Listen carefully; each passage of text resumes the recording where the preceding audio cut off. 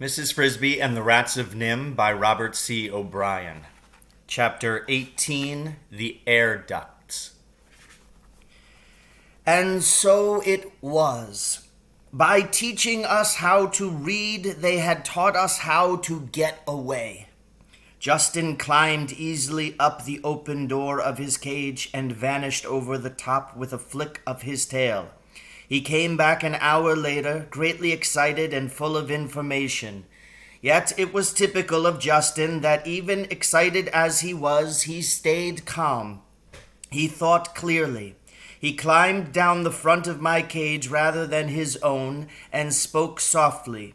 We both assumed that by now the other rats were asleep. "Nicodemus, come on out. I'll show you how."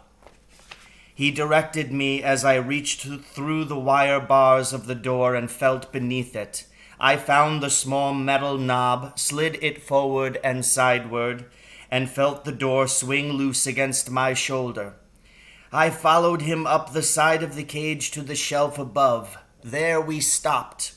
It was the first time I had met Justin face to face. He said, "It's better talking here than around that partition." "Yes. Did you get down?" "Yes." "How did you get back up?" "At the end of this shelf there's a big cabinet. They keep the mouse cages in it. It has wire mesh doors. You can climb up and down them like a ladder." "Of course," I said. "I remember now. I had seen that cabinet many times when my cage was carried past it. For some reason, perhaps because they were smaller, the mice were kept in cages within a cage." Justin said, "Nicodemus, I think I found the way to get out." "You have? How?" "At each end of the room there's an opening in the baseboard at the bottom of the wall. Air blows in through one of them and out the other. Each one has a metal grid covering it, and on the grid there's a sign that says, 'Lift to adjust airflow.' I lifted one of them. It hangs on hinges like a trap door. Behind it there is a thing like a metal window. When you slide it wide open, more air blows in. But the main thing is it's easily big enough to walk through and get out." "But what's on the other side? Where does it lead?" "On the other side there's a duct, a thing like a square metal pipe built right into the wall. I walked along it, but not very far. But I can figure out where it must go. There's bound to be a duct like it leading to every room in the building, and they must all branch off one main central pipe, and that one has to lead somewhere to the outside, because that's where our air comes from. That's why they never open the windows. I don't think those windows can open." He was right, of course. The building had central air conditioning. What we had to do was find the main air shaft and explore it. There would have to be an intake at one end and an outlet at the other, but that was easier said than done, and before it was done, there were questions to be answered. What about the rest of the rats? There were 20 of us in the laboratory, and we had to let the others know. So, one by one, we woke them and showed them how to open their cages. It was an odd assembly that gathered that night under the dimmed lights in the echoing laboratory on the shelf where Justin and I had talked. We all knew each other in a way from the passing of messages over the preceding months. Yet except for Jenner and me, none of us had ever really met. We were strangers. Though, as you can imagine, it did not take long for us to develop a feeling of comradeship, for we 20 were alone in a strange world. Just how alone and how strange none of us really understood at first. Yet in a way we sensed it from the beginning. The group looked to me as leader, probably because it was Justin and I who first set them free, and because Justin was obviously younger than I. We did not attempt to leave that night, but went together and looked at the metal grid Justin had discovered, and made plans for exploring the air ducts. Jenner was astute at that sort of thing. He could foresee problems. With an event like this leading to every room, he said, it will be easy to get lost. When we explore, we're going to need some way of finding our way back here. Why should we come back? Someone asked. Because it may take more than one night to find the way out. If it does, whoever is doing the exploring must be back in his cage by morning. Otherwise, Dr. Schultz will find out. Jenner was right. It took us about a week. What we did after some more discussion was to find some equipment. First, a large spool of thread in one of the cabinets where some of us had seen Julie place it one day. Second, a screwdriver that was kept on a shelf near the electric equipment. Because, as Jenner pointed out, there would probably be a screen over the end of the air shaft to keep out debris, and we might have to pry it loose. What we really needed was a light, for the ducts at night were completely dark, but there was none to be had, not even a box of matches. The thread and the screwdriver we hid in the duct a few feet from the entrance. We could only hope they would not be missed, or that if they were, we wouldn't be suspected. Justin and two others were chosen as the exploration party. One of the others was Arthur, whom you've met. They had a terrible time at first. Here was a maze to end all mazes, and in the dark they quickly lost their sense of direction. Still, they kept at it, night after night, exploring the network of shafts that laced like a cubical spiderweb through the walls and ceilings of the building. They would tie the end of their thread to the grid in our laboratory and unroll it from the spool as they went. Time and time again they reached the end of the thread and had to come back. It just isn't long enough, Justin would complain. Every time I come to the end, I think if I could just go 10 feet further. And finally, that's what he did. On the 7th night, just as the thread ran out, he and the other two reached a shaft that was wider than any they had found before, and it seemed, as they walked along it, to be slanting gently upward, but the spool was empty. You wait here, Justin said to the others. I'm going just a little way farther. Hang on to the spool, and if I call back.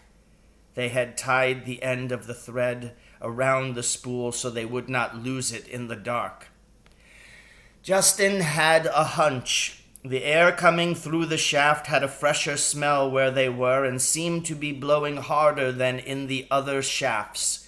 Up ahead he thought he could hear the whir of a machine running quietly, and there was a faint vibration in the metal under his feet. He went on. The shaft turned upward at a sharp angle, and then straight ahead he saw it, a patch of lighter colored darkness in the pitch black around him, and in the middle of it 3 stars twinkling. It was the open sky. Across the opening there was, as Jenner had predicted, a coarse screen of heavy wire. He ran toward it for a few seconds longer and then stopped. The sound of the machine had grown suddenly louder, changing from a whir to a roar. It had obviously shifted speed. An automatic switch somewhere in the building had turned it from low to high, and the air blowing past Justin came on so hard it made him gasp. He braced his feet against the metal and held on. In a minute, as suddenly as it had roared, the machine returned to a whisper. He looked around and realized he was lucky to have stopped. By the dim light from the sky, he could see that he had reached a point where perhaps 24 air shafts came together like branches into the trunk of a tree. If he had gone a few steps farther, he would never have been able to distinguish which shaft was his. He turned in his tracks, and in a few minutes he rejoined his friends. We had a meeting that night, and Justin told all of us what he had found. He had left the thread anchored by the screwdriver to guide us out. Some were for leaving immediately, but it was late, and Jenner and I argued against it. We did not know how long it would take us to break through the screen at the end. If it should take more than an hour or two, daylight would be upon us. We would then be unable to risk returning to the laboratory and would have to spend the day in the shaft or try to get away by broad daylight. Dr. Schultz might even figure out how we had gone and trap us in the air shaft. Finally, reluctantly, everyone agreed to spend one more day in the laboratory and leave early the next night. But it was a hard decision, with freedom so near, and everyone thinking as I did. Suppose Dr. Schultz grew suspicious and put locks on our cages. Suppose someone found our thread and pulled it out. This was unlikely. The near end, tied to the spool, was 6 feet up the shaft, well hidden. Just the same, we were uneasy. Then, just as we were ending our meeting, a new complication arose. We had been standing in a rough circle on the floor of the laboratory, just outside the 2 screen doors that enclosed the mice cages. Now, from inside the cabinet came a voice. "Nicodemus." It was a clear but plaintive call, the voice of a mouse. We had almost forgotten the mice were there, and I was startled to hear that one of them knew my name. We all grew quiet. "Who is calling me?" I asked. "My name is Jonathan," said the voice. "We have been listening to your talk about going out. We would like to go too, but we cannot open our cages." As you can imagine, this caused a certain consternation coming at the last minute. None of us knew much about the mice, except what we had heard Dr. Schultz dictate into his tape recorder. From that, we had learned only that they had been getting the same injections we were getting, and that the treatment had worked about as well on them as on us. They were a sort of side experiment without a control group. Justin was studying the cabinet. "Why not?" he said, "if we can get the doors open." Someone muttered, "They'll slow us down." "No," said the mouse Jonathan, "we will not. Only open our cages when you go, and we will make our own way. We won't even stay with you if you prefer." "How many are you?" I asked. "Only 8, and the cabinet doors are easy to open. There's just a simple hook halfway up."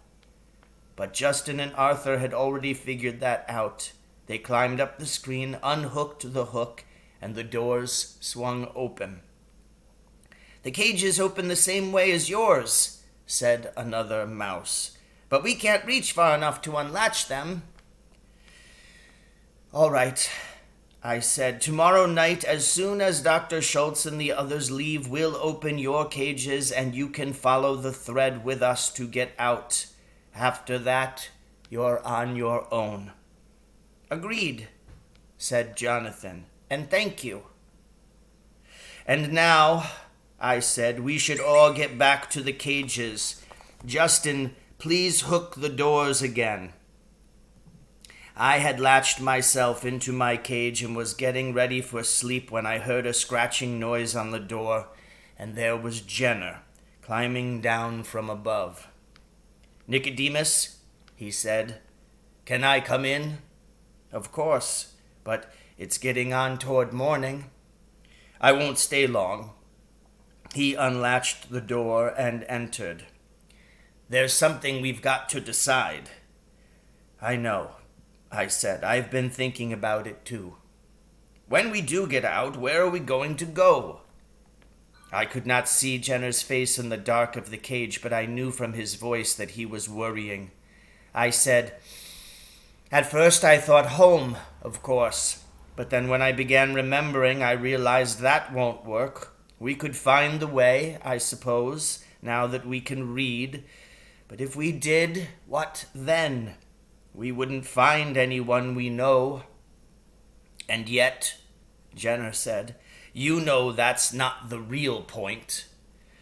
"No. The real point is this. We don't know where to go because we don't know what we are. Do you want to go back to living in a sewer pipe and eating other people's garbage? Because that's what rats do. But the fact is, we aren't rats anymore. We're something Dr. Schultz has made, something new. Dr. Schultz says our intelligence has increased more than 1,000%. I suspect he's underestimated. I think we're probably as intelligent as he is, maybe more.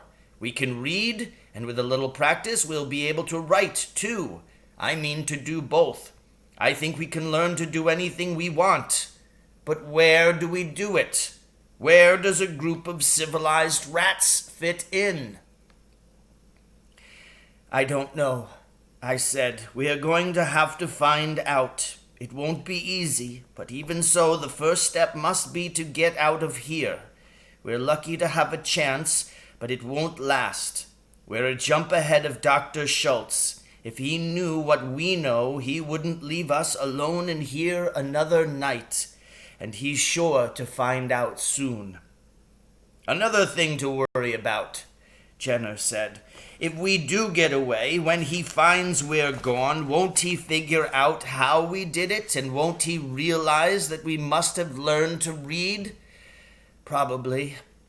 "And then what? What will happen when he announces that there's a group of civilized rats roaming loose, rats that can read and think and figure things out?" I said, "Let's wait until we're free before we worry about that." But Jenner was right.